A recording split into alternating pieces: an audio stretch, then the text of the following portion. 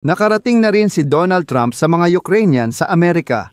Naghahanda ang administrasyon ni Donald Trump na ipa-deport ang maraming Ukrainian na may pinal na kautusan ng pagbabalik sa kanilang bansang apektado ng digmaan, habang pinalalawak ng gobyerno ang saklaw ng deportasyon. Pinapalakas ng Ukraine ang relasyon nito sa Washington. Iyan ang balitang inilathala ng Washington Post at kinumpirma ng Embahada ng Ukraine sa Estados Unidos. Sabi ng mga opisyal ng Ukraine, makakahanap sila ng mapaggagamitan sa mga na-deport na Ukrainyano na parang kakaiba ang tunog.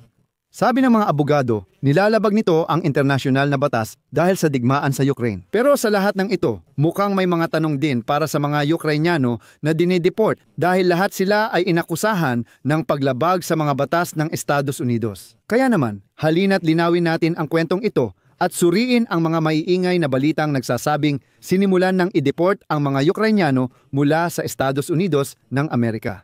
Ako si Alexi Pichi. Talakayin natin ang paksang ito ng sabay-sabay. Pero bago tayo magsimula, hinihiling ko na mag-subscribe kayo sa channel na ito, i-like ang episode na ito at mag-iwan ng kahit anong mahaba-habang komento sa video na ito.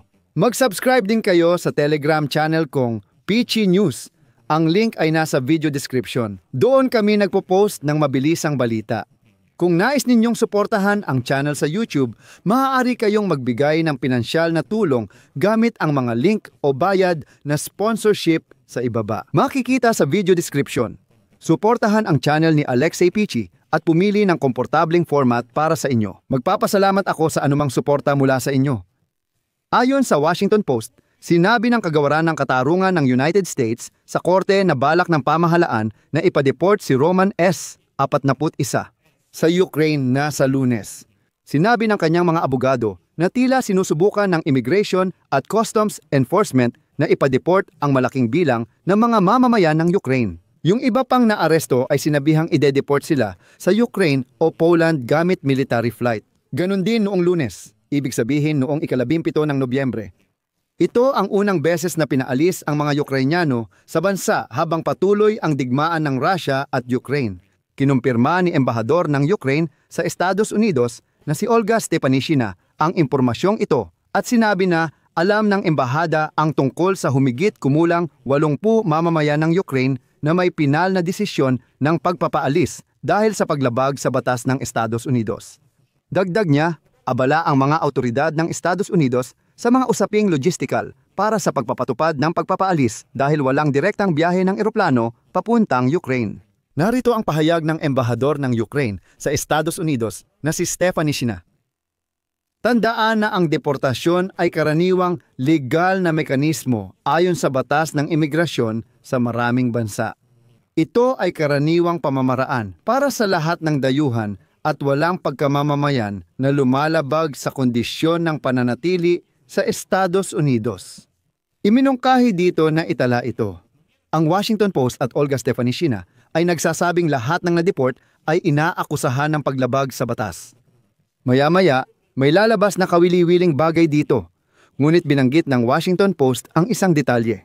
CP, may kasaysayan ang Ukraine ng hindi ganap na pakikipagtulungan sa Estados Unidos sa kanilang mga pagsisikap na i-deport ang ilang mga imigrante, tulad ni Roman S. Ipinanganak sa Unyong Sobyet at nanatiling hindi malinaw ang kanilang pagkamamamayan sa loob ng dekada. Maaring magbago ang sitwasyon dahil todo kayod ang Ukraine na labanan ang Russia, mag-recruit ng sundalo at panatilihin ang suporta ng gobyerno ng United States.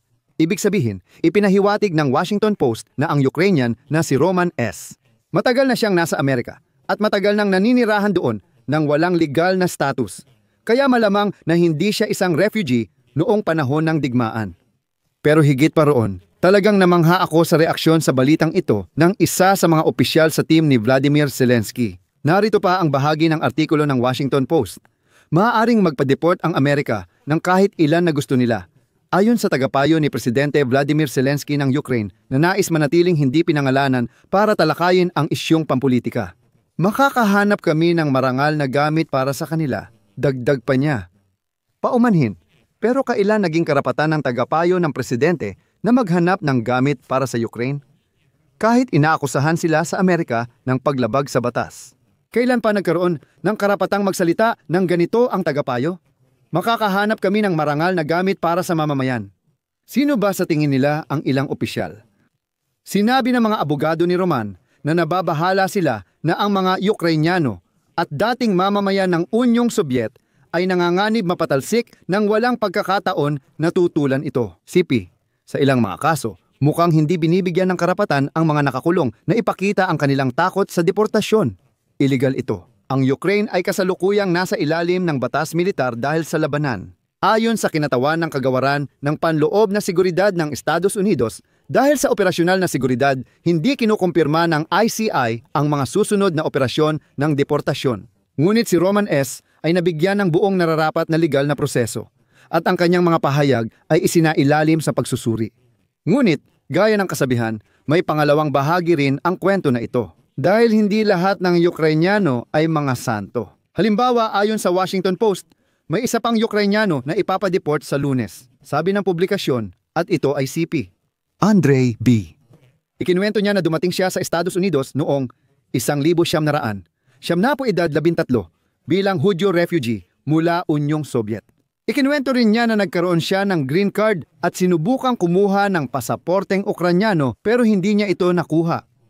Si Andrei B. ay nahatulan ng second-degree murder mahigit 10 taon na ang nakalipas. Ayon sa opisina ni Gobernador ng California Gayman Newsom, si Andrei B. nagkaharap ang kanyang pamilya at isang kasosyo sa negosyo. Pagdating ni Andrei B. umalis, siya ay nagpaputok mula sa sasakyan at hindi sinasadyang napatay ang kanyang kamag-anak. Kung ipadeport ng Estados Unidos ang lahat ng 80 tao ito na ang pinakamalaking bilang sa mga nagdaang taon. Sabi ng ICI, 53 Ukrainians ang nadeport mula United States noong 2024. Pero, uulitin ko, ide-deport lang ulit ang mga Ukrainians na hayagang lumalabag sa mga batas. Bumalik tayo sa ating unang bida, si Roman S.